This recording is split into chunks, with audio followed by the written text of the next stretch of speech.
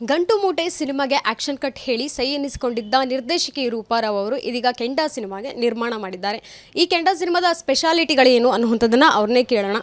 Roopa ma'am ನಮಸ್ತೆ, ಹೇಗಿದ್ದೀರಾ? ಹೇಗೆ ನಡೀತಾ ಇದೆ ಲೈಫ್ ಸೂಪರಾಗಿ ನಡೀತಾ ಇದೆ. ಈಗ ಸ್ವಲ್ಪ ಸ್ಟ್ರೆಸ್ ಶುರು ಆಗ್ತಾ ಇದೆ, ರಿಲೀಸ್ ಟೈಮ್ ಅಲ್ವಾ. ಯೂಶ್ವಲಿ ನಿರ್ದೇಶಕಿ ನಿರ್ಮಾಪಕಿ ಎರಡೂ ಸಹ, ಯಾಕಂತ ಹೇಳಿದ್ರೆ ಎರಡೂ ಅನುಭವ ನಿಮಗಿದೆ. ಟೆಕ್ನಿಕಲಿ ಏನೇನು ಅನ್ನುವಂಥದ್ದು ಸಿನಿಮಾ ಬಗ್ಗೆ ಎಲ್ಲ ಗೊತ್ತಿರುವಂಥದ್ದು. ಕೆಂಡ ಅಂದರೆ ಯೂಶ್ವಲಿ ನಾರ್ಮಲ್ ವರ್ಡಲ್ಲಿ ನಾವು ಅಂದ್ಕೊಂಡ್ಬಿಡ್ತೀವಿ, ಬಟ್ ನಿಮ್ಮ ಸಿನಿಮಾ ಯಾವುದರ ಬೇಸ್ ಮೇಲೆ? ಎಲ್ಲರ ಮನಸ್ಸಲ್ಲೂ ಎಲ್ಲರ ಒಳಗೂ ಒಂದು ಬೆಂಕಿ ಇರುತ್ತೆ, ಅದು ಬೇರೆ ಬೇರೆ ರೀತಿ ಹೊರಗೆ ಬರುತ್ತೆ. ಸೊ ಇದು ನಮ್ಮ ಮೇನ್ ಕ್ಯಾರೆಕ್ಟರ್ ಕೇಶವ, ಅವನು ಹೊಟ್ಟೆ ಒಳಗಿರೋ ಬೆಂಕಿ, ಮತ್ತು ಬೇರೆ ಬೇರೆ ಆ ಕ್ಯಾರೆಕ್ಟರ್ಸ್ ಬರ್ತಾರೆ ಸಿನಿಮಾದಲ್ಲಿ. ಎಲ್ಲರೂ ಅವನ ಎಕ್ಸ್ಟೆನ್ಷನ್ಸ್ ಥರನೇ ಇರ್ತಾರೆ. ಸೊ ಅವರ ಹೊಟ್ಟೆಲಿರೋ ಬೆಂಕಿ ಅದು ಹೆಂಗೆ ಹೊರಗೆ ಬರುತ್ತೆ, ಅದಕ್ಕೆ ನಾವು ಕೆಂಡ ಅಂತ. ಸೊ ಮತ್ತು ನೆಕ್ಸ್ಟ್ ಕ್ವೆಶನ್ ಏನಿತ್ತು? ನೆಕ್ಸ್ಟ್ ಕ್ವೆಶನ್ ನಾನೇ ಕೇಳ್ತೀನಿ ಈಗ. ಅಂದರೆ ಇವಾಗ ಡಿಫ್ರೆಂಟ್ಲಿ ಏನಾದರೂ ಶೇಡ್ಸ್ ಏನಾದರೂ ಬರುತ್ತಾ, ಅಥವಾ ಒಂದೇ ಶೇಡಲ್ಲಿ ಒಂದು ಕ್ಯಾರೆಕ್ಟರಲ್ಲಿ ಮೂವ್ ಆನ್ ಆಗುತ್ತಾ ಸಿನಿಮಾ ಅಂತ? ಶೇಡ್ಸ್ ಇದ್ದೇ ಇರುತ್ತೆ ಅಮ್ಮ. Without shades you can't create a film. ಸಿಕ್ಕಾಬಡೆ ಲೇಯರ್ಸ್ ಇದ್ದಾವೆ. ಸೊ ನಾನು ಸುಮಾರು ಕಡೆ ಸ್ಕ್ರೀನಿಂಗ್ಸ್ ಮಾಡಿದ್ವಿ, ಫೆಸ್ಟಿವಲ್ಸಲ್ಲಿ ಮತ್ತು ನ್ಯೂಯಾರ್ಕಲ್ಲಿ, ಜರ್ಮನಿಲಿ. ತುಂಬ ಸರ್ಪ್ರೈಸ್ ಆಗಿದ್ರು ಅವರು. ಈ ಥರ ಇಂಡಿಯಾದಲ್ಲಿ ಈ ಥರ ಕಥೆಗಳು ಬರುತ್ತಾ, ಎಷ್ಟು ಲೇಯರ್ಸ್, ವೆರಿ ಡೆಪ್ತ್ ಇದೆ, ಪ್ರತಿ ಕ್ಯಾರೆಕ್ಟರ್ಲ್ಲೂ ಡೆಪ್ತ್ ಇದೆ.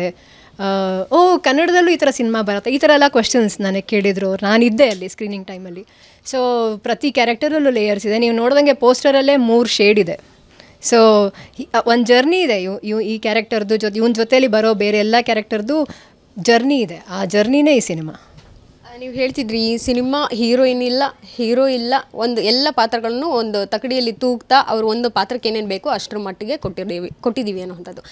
ಹೇಗೆ ಇದೊಂದು ವರ್ಕ್ ಆಗುತ್ತೆ ಅಂತ? ಯಾಕಂತ ಹೇಳಿದ್ರೆ ಒಂದು ರೊಮ್ಯಾನ್ಸ್ ಇರಲ್ಲ, ಒಂದು ಕಮರ್ಷಿಯಲ್ ರೀತಿ ಯಾವುದು ಸಿನಿಮಾಗಳಿರಲ್ಲ, ಆ್ಯಕ್ಷನ್ ಈ ರೀತಿ ಇರೋದಿಲ್ಲ, ಒಂದು ಸಹಜವಾಗಿ ಹೋಗುವಂಥದ್ದು ಅಂತ. ಮರ್ಡರ್ ಮಿಸ್ಟರಿ ಸಿನಿಮಾ ಆಗಿರೋದ್ರಿಂದ ಜನ ಹೇಗೆ ತಗೊಳ್ಬಹುದು? ಮಿಸ್ಟ್ರಿ ಅಂತ ನಾನು ಹೇಳಿಲ್ವಲ್ಲ. ಯಾವ ರೀತಿ ಬೇಸ್ ಮೇಲೆ ಬರೋವಂಥ ಸಿನಿಮಾ ಇದು? ಪುಡಿ ರೌಡಿಗಳ ಕಥೆ. ಪುಡಿ ರೌಡಿಗಳಂದ್ರೆ ಮರ್ಡರ್ ಇದ್ದೇ ಇರುತ್ತಲ್ವ? ಯಾಕೆ ಪುಡಿ ರೌಡಿಗಳು ಮರ್ಡರ್ ಮಾಡ್ತಾರಾ? ಹಾಗೇನಿಲ್ಲ, ಎಲ್ಲ ರೌಡಿಗಳು ಮರ್ಡರ್ ಮಾಡಲ್ಲ. ಮರ್ಡರ್ ಮಾಡೋದು ಅಷ್ಟು ಈಸಿನೂ ಅಲ್ಲ, ತುಂಬ ಟೈಮ್, ಅದಕ್ಕೆಲ್ಲ ಬೇರೆ ರೀತಿಯೇ ಮೆಂಟ್ಯಾಲಿಟಿ ಬೇಕು.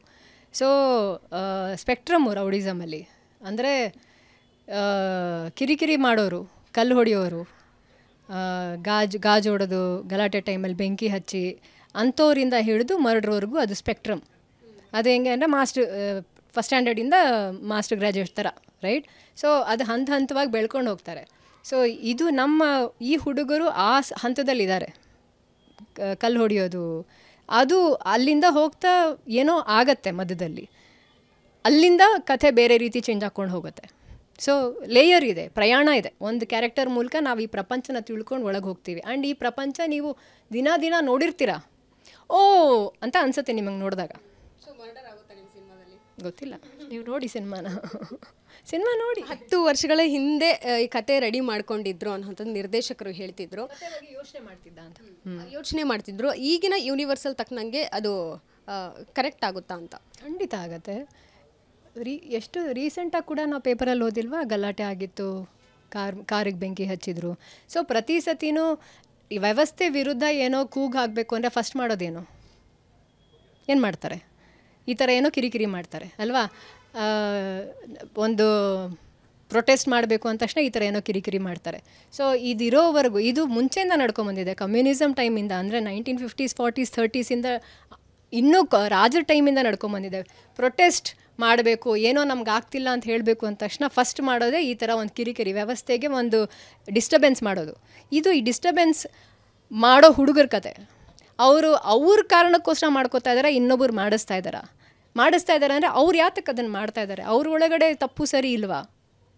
ತಪ್ಪು ಸರಿ ಇದ್ದಿದ್ರೆ ಮಾಡ್ತಿದ್ರಾ? ಇದು ಪ್ರಯಾಣ. ಅವರಿಗೆ ಯಾತಕ್ಕೆ ಅವ್ರು ಮಾಡ್ತಾ ಇದ್ದಾರೆ? ಎಲ್ಲಿಂದ ಬರೋ ಹುಡುಗರು ಇವರೆಲ್ಲ ಕಾರ್ಮಿಕರು, ವರ್ಕಿಂಗ್ ಕ್ಲಾಸ್ ಬಗ್ಗೆ ಕತೆ ಇದು. ಸೊ ಅವ್ರಿಗೂ ಬೆಳಿಬೇಕು, ದುಡ್ಡು ಮಾಡಬೇಕು, ಆ ಥರ ಎಲ್ಲ ಇರುತ್ತಲ್ವ. ಸೊ ಆ ಪ್ರಯಾಣದ ಬಗ್ಗೆ ಇದು ಕತೆ. ಸೊ ಮರ್ಡರ್ ಇದೆಯಾ, ರೊಮ್ಯಾನ್ಸ್ ಇದೆಯಾ, ಇದೆಲ್ಲ ಸಿನಿಮಾ ನೋಡಬೇಕು ನೀವು. ನ್ಯೂಯಾರ್ಕ್ ಮತ್ತು ಸ್ವಿಟ್ಜರ್ಲ್ಯಾಂಡಲ್ಲಿ ಈಗಾಗಲೇ ಸ್ಟ್ರೀಮ್ ಆಗಿರೋವಂಥದ್ದು. ಬಿಸ್ನೆಸ್ ವೈಸ್ ಮಾತನಾಡೋದಾದರೆ ಏನಾದರೂ ಈಗಾಗಲೇ ಬಿಸ್ನೆಸ್ ಆಗಿದೆಯಾ ಅಂತ?